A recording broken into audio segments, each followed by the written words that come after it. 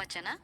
ಕಲ್ಯಾಣವೆಂಬ ಪ್ರಣತಿಯಲ್ಲಿ ಭಕ್ತಿರಸವೆಂಬ ತೈಲವನೆರೆದು ಆಚಾರವೆಂಬ ಬತ್ತಿಯಲ್ಲಿ ಬಸವಣ್ಣನೆಂಬ ಜ್ಯೋತಿಯ ಹೊತ್ತಿಸಲು ಒಳಗೆ ಬೆಳಗುತ್ತಿದ್ದೀರಯ್ಯ ಶಿವನ ಪ್ರಕಾಶ. ಆ ಬೆಳಗಿನೊಳಗೆ ಹೋಗುತ್ತಿದ್ದರಯ್ಯ ಅಸಂಖ್ಯಾತ ಭಕ್ತಗಣಗಳು. ಶಿವಭಕ್ತರಿದ್ದ ಕ್ಷೇತ್ರವೇ ಅವಿಮುಕ್ತ ಕ್ಷೇತ್ರವೆಂಬುದು ಸಿಹಿ.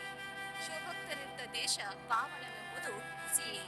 ಗುಹೇಶ್ವರ ಲಿಂಗದಲ್ಲಿ ಎನ್ನ ಪರಮಾರಾಧ್ಯ ಸಂಗನ ಬಸವಣ್ಣನ ಕಂಡು ಬದುಕಿದನು ಕಾಣ ಸಿದ್ದರಾಮಯ್ಯ. ಭಾವಾರ್ಥ. ಈ ವಚನದಲ್ಲಿ ಮಹಾಮನೆಯ ಅಧ್ಯಕ್ಷರಾದ ಅಲ್ಲಮ ಪ್ರಭುದೇವರು ಬಸವಣ್ಣನವರ ಮಹತ್ವವನ್ನು ಕುರಿತು ಹೇಳಿದ್ದಾರೆ.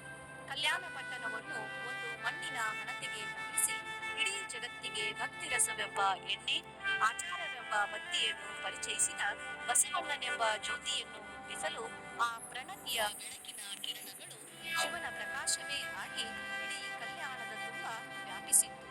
ಆ ಬೆಳಕಿನಲ್ಲಿ ಲೆಕ್ಕವಿಲ್ಲದಷ್ಟು ಭಕ್ತ ಸಮೂಹ ಹೊಳೆಯಿತು.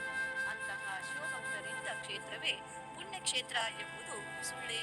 ಶಿವಭಕ್ತರು ವಾಸಿಸುವ ದೇಶವೇ ಪಾವನ ಎಂಬುದು ಸುಳ್ಳೇ ಎಂದು ಪ್ರಶ್ನಿಸುತ್ತಾ ಗುಹೇಶ್ವರ ಲಿಂಗದಲ್ಲಿ ತನ್ನ ಪರಮ ಆರಾಧ್ಯ ದೈವವಾದ ಸಂಗನ ಬಸವಣ್ಣನನ್ನು ಕಂಡು ಬದುಕಿದೆನು ಎಂದು ಶರಣ ಸಿದ್ದರಾಮನಿಗೆ ಹೇಳಿರುವುದನ್ನು ಈ ವಚನದಲ್ಲಿ ಕಾಣಬಹುದು.